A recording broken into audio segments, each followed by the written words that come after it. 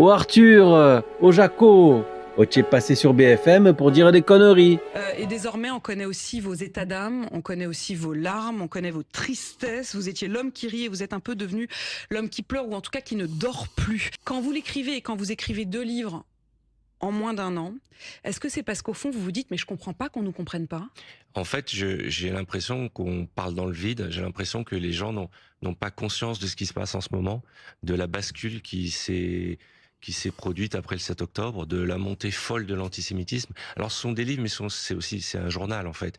Et donc, j'ai écrit... Avec des morceaux de vie, des morceaux de exactement. moments, Et il y a le des premier moments plus s'est joyeux. arrêté, exactement, le premier s'est arrêté le 1er octobre et j'ai été frustré de ne pas parler de la libération des otages pour lesquels je m'étais battu. Donc, c'est pour ça que j'ai lancé ce 2e livre.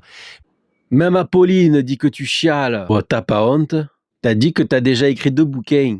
Et le 3e, tu l'as écrit ou tu as plus d'encre? Espèce de tête de pizza. Oui, le 3e, où tu parles des enfants palestiniens qui sont morts par milliers, sous les bombes de tes potes.